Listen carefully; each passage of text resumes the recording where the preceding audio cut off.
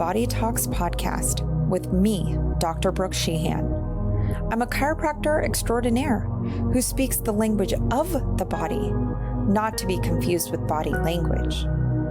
Join me on this show as I disrupt current beliefs about where health comes from and how you can discover your greatest health potential without having to spend hours away from your life's work in order to do so. Because reaching these levels of health is possible once you learn how to carry on a dialogue with the greatest creation to ever exist, the human body. By tuning into the whispers your body speaks and addressing them, you avoid the potential damage that is created when the body begins to scream, allowing you to experience healing in a whole new way. This show will guide you towards true health so you can continue to change the world. Your body holds the answers. I'm here to help you discover them on the Body Talks podcast, starting now. Hello, and welcome to another episode of the Body Talks podcast with me, your podcast host, Dr. Brook. Every single week or every couple weeks, I come back to you guys or to you and let you know different health topics, different ways the body speaks, and really try to educate you on learning to listen to that voice within. Right? The body is so miraculous and so incredible, and it tells us exactly what it needs to function. And I understand it can be very overwhelming and just such a huge topic to really try to sit there and go, okay, well, I'm experiencing these types of pain, and I'm not sure what it really means, or I'm experiencing this reaction to such or said item or food or lotion or cream or whatever it is, and you're not sure really how to put those pieces together. So my hope and desire through every single episode is that you learn more about how to take care of you in the best way possible and how to take your health to the next level. I want to be your guide. I want to help you get to those levels of understanding to where I can let you go and fly and be free and know that when something happens, like episode 2, when you're achoo, and you're like, I remember what Dr. Brooks said. And now I know what my body is telling me. Now I know my body is getting, ready to mount an immune response. And now I know how to support myself through drinking adequate water, getting great rest, and avoiding all sugar. Right? So today's topic of discussion is something that is actually highly debatable, especially in the medical field, where conventional doctors want to completely deny any ill effects of this said item, and other functional medicine practitioners, such as myself, we understand the dangers of this molecule. And today, that's gluten. So what the wheat? Are you kidding me? Gluten? Yeah, right. That's not at all the cause of any of my issues. If you heard last episode when I spoke about what is the body telling you when it is experiencing gut issues or stomach pains and that like wrenching inside where you just want to curl over, and maybe you don't have full-blown Crohn's disease or celiac disease, or maybe all the other autoimmune, IBS, irritable bowel syndrome have been ruled out, ulcerative colitis, you've done all of the testing only to find that, hey, sorry, everything's normal, and you get really, really frustrated. I want to tell you that despite conventional knowledge, I don't want to call it conventional wisdom, but despite conventional knowledge that it's not as bad as you think, I'm going to tell you it is. It is, and it actually triggers the body to stage an attack against itself.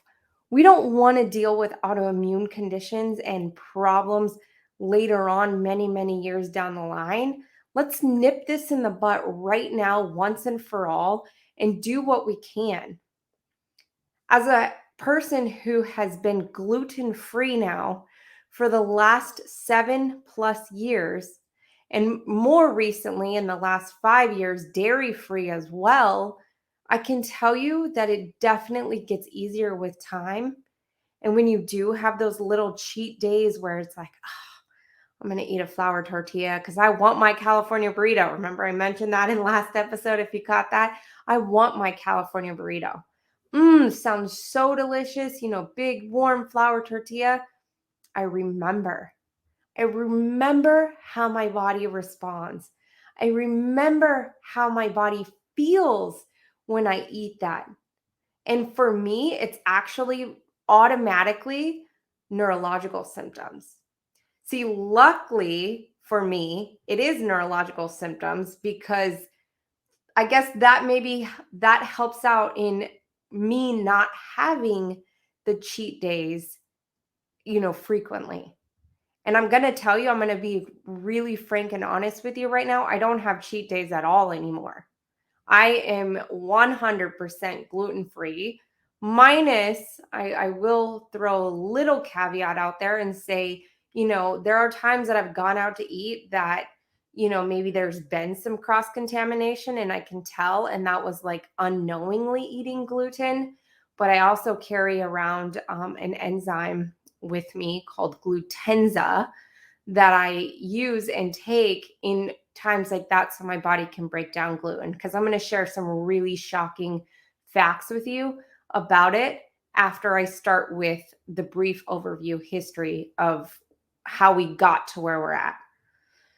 So, 10,000 years ago in Asia, people began harvesting wheat. But it was very, very difficult to harvest and process and make breads. Now, the term gluten essentially breaks down into the word glue. It's like what gives that bread that gooey feeling, that gooey sensation, right?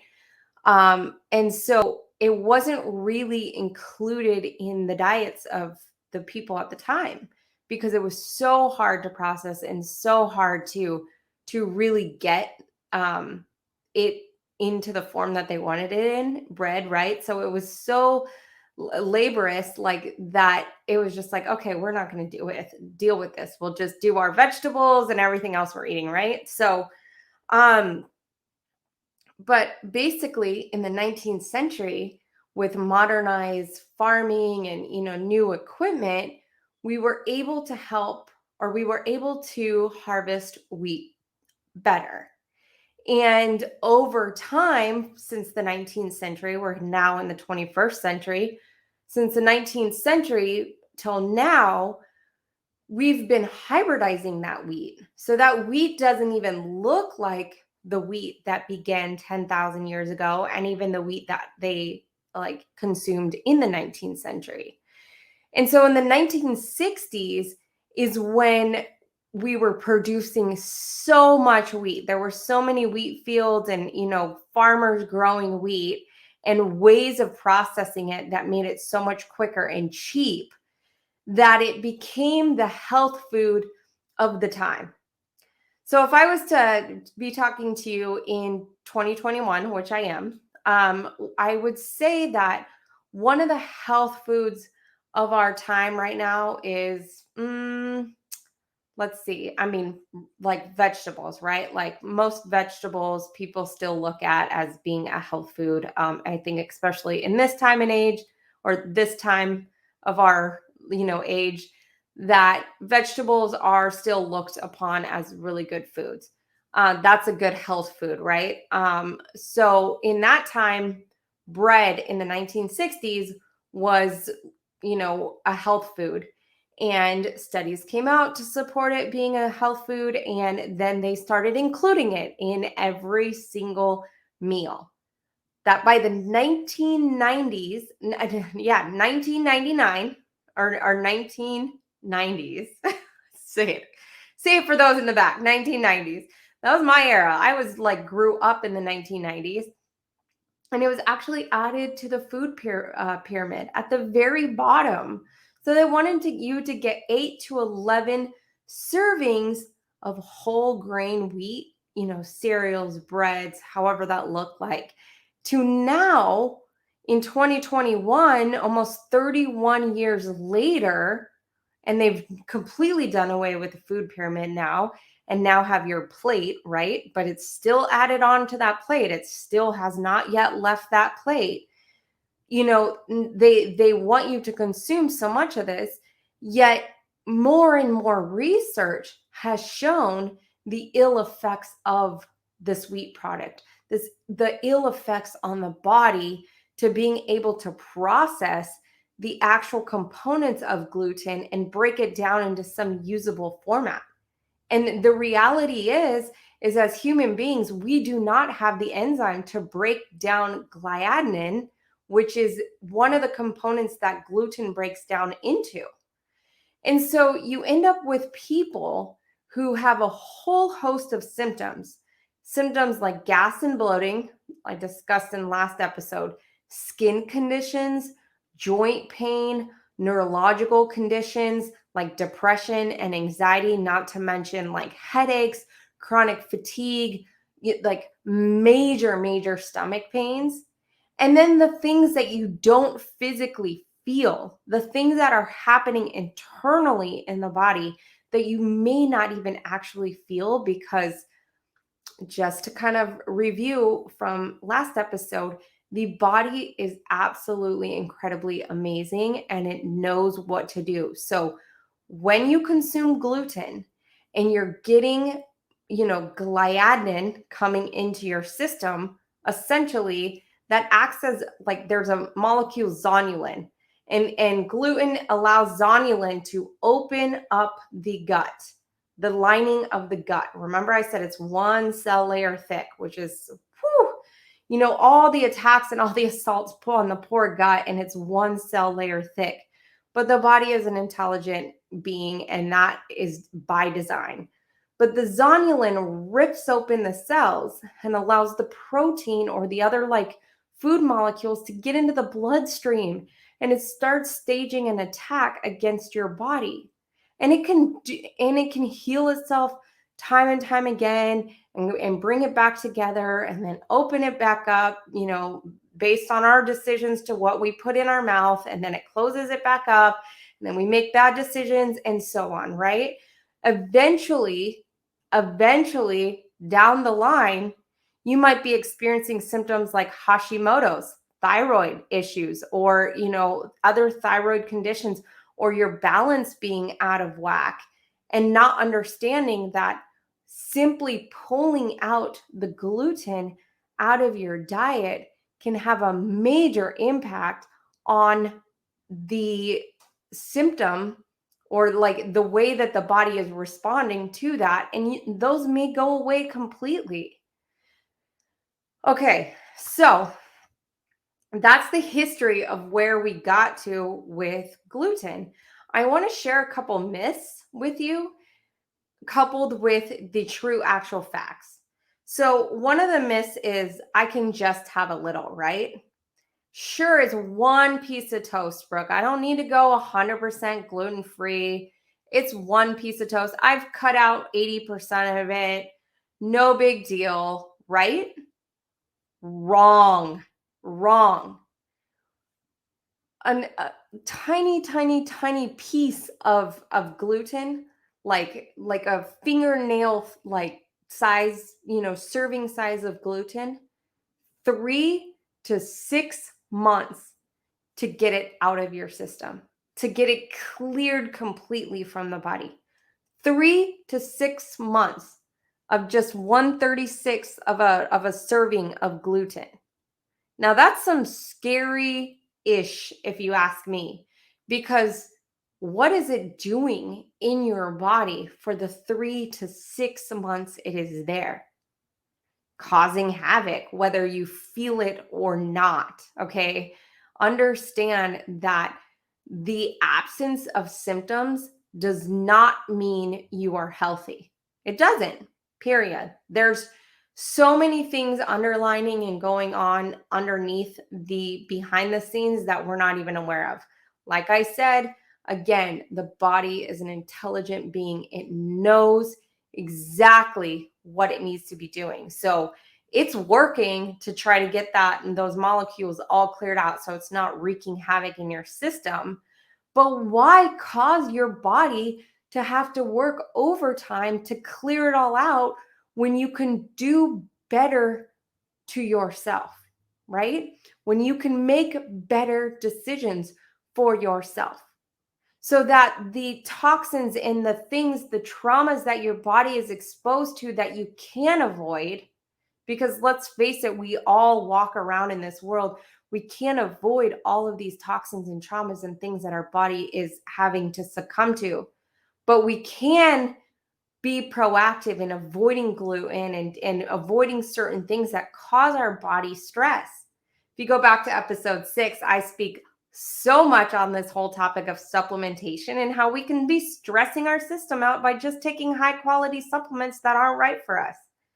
Why cause the body to have to work harder when it's not necessary? Okay. Off my soapbox, back to gluten. So, no, you can't just have a little 3 to 6 month exposure, or to 3 to 6 months to get it out with each exposure. Next myth, it's not that bad. I've been eating gluten ever since I was a kid. I grew up in the fast food. I grew up with all this stuff, processed food, whatnot. It's not that bad. I survived. My kids are going to survive. They're fine. No problems. Really? It's not that bad?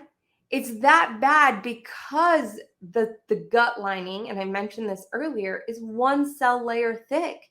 So zonulin is going to come in and cut right between those cells and rip that wall open. Not to mention, it actually now, more recently, is now showing not only does it rip between cells, but it can rip right in between a cell, which is even worse because it's not acting as like there's no glue or anything to hold it together, right? Now the entire cell has been compromised. Do you know what lives inside a cell? Things that live inside a cell, and we have trillions of them in our body. Mitochondria, which is your solar power plant system, the energy producer, right? You think about all the lights in the sun, how it produces energy. Mitochondria is our energy production in the cell. We have our nucleus, which contains our DNA and our protein factories that build up the amino acids that our body needs. We have microtubules to hold the cells together, like a cytoskeleton, essentially kind of like our bones. There's so much intelligence in one cell, and you're ripping that apart in the middle. It makes me so crazy, guys. It makes me so crazy. I hope you genuinely understand that my heart is for the best interest of you. There's no anti-gluten agenda with this. It's just knowing the ill effects of one exposure and how constant exposures over time can lead to so many issues. Okay, this is not an issue, maybe you've heard of people who have celiac disease and different things, which those people are gluten intolerant. Okay, personally, an old roommate of mine from chiropractic school, she had gluten intolerance. I'm more gluten sensitive. There's over 200 symptoms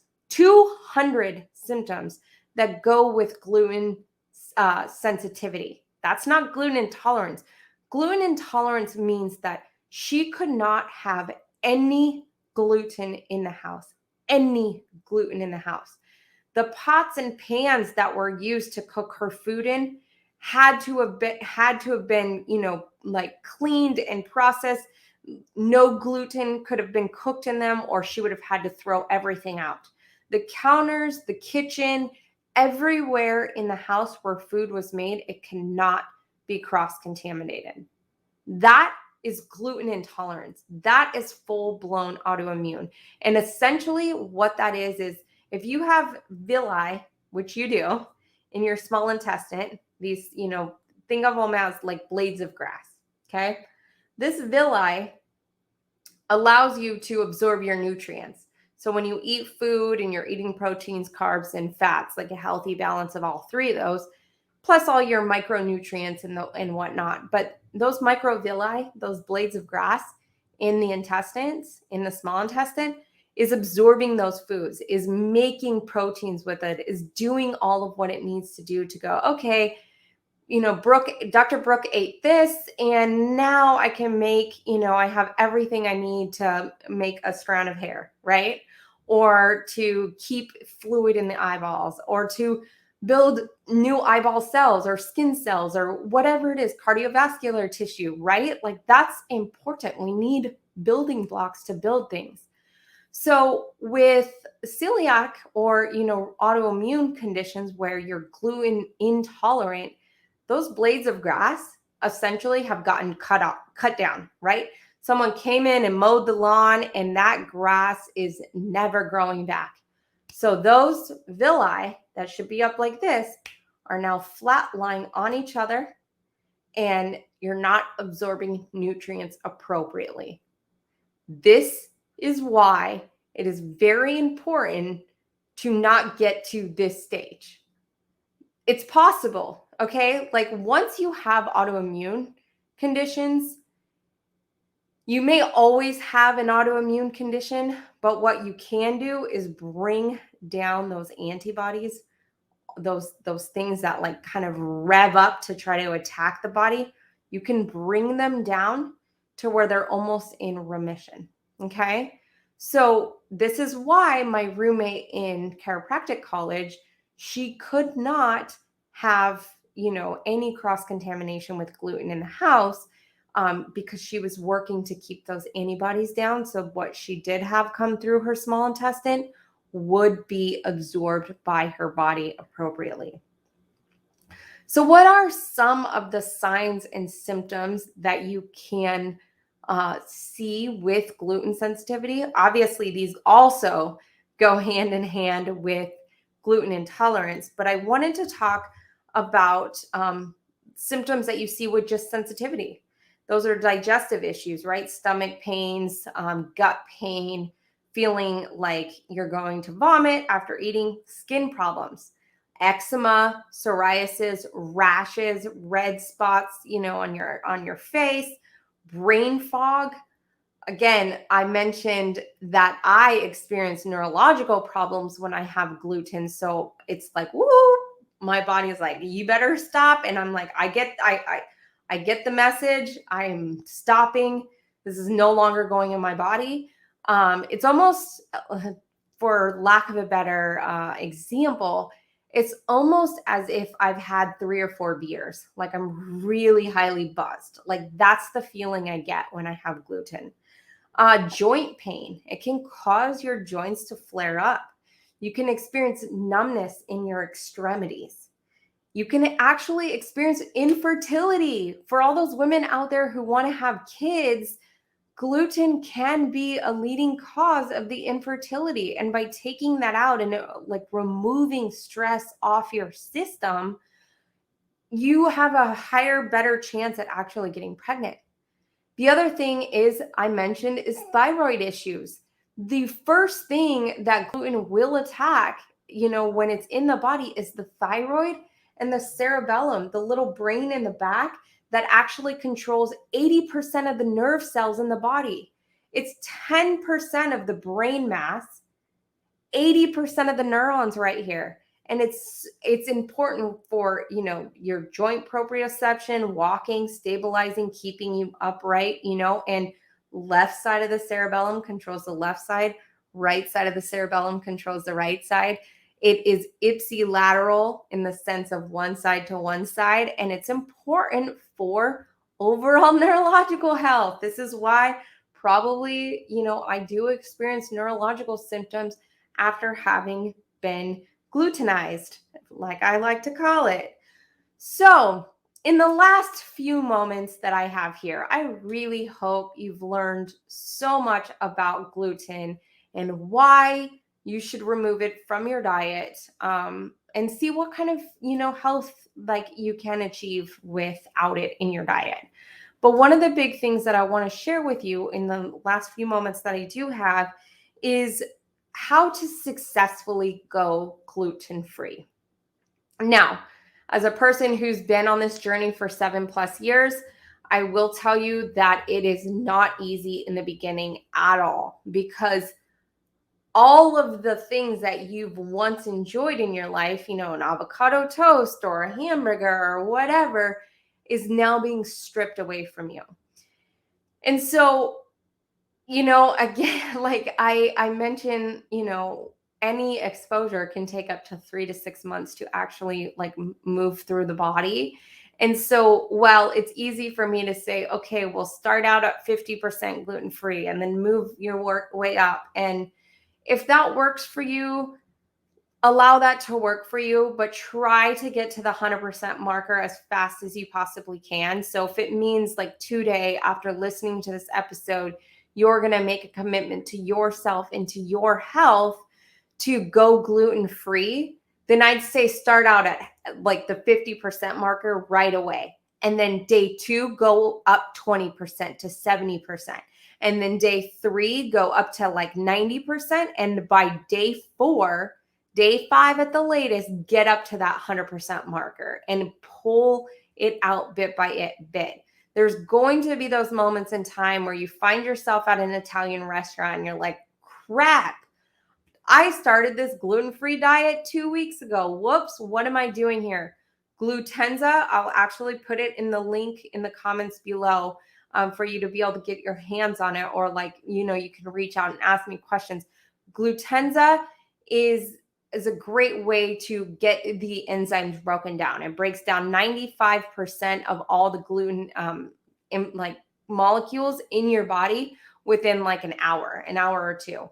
So, really work to go gluten-free. Most places, most restaurants that you go and eat at, they do have gluten-free options. There's a lot of pizza places now that do either cauliflower crusts or gluten-free crusts. You can do gluten-free bread to replace your current bread in your home. You can do things like gluten-free pasta instead. And yes, okay, I will be the first to admit, of course, it doesn't taste the same. But honestly, 7 years down the road now, I have found that I don't even remember what all of the other stuff tastes like. So to me, when I find a really good gluten like replacement, I'm like, oh my gosh. Canyon House Bakery, guys, for bread. Canyon House Bakery to me is a really good replacement. That is a great, and I have no affiliation with them. I just think that they are absolutely incredible. So the other things that you can do is you can transition to corn tortillas instead of flour, do those kind of things to really start to pull the gluten out of your diet. And, I can share tips and other healthy ways. I will be doing stuff, like learning how to read a menu at a place when you go out, like what a gluten-free, dairy-free person thinks about before they're ordering food. So be sure to follow along in my journey on my social media account at Dr. Brook Sheehan, DrBrookSheehan. I'm going to be posting a lot more reels on there and a lot of like informational, fun videos for you to learn from. So I hope you found this episode extremely helpful and feel very empowered to get your health on track.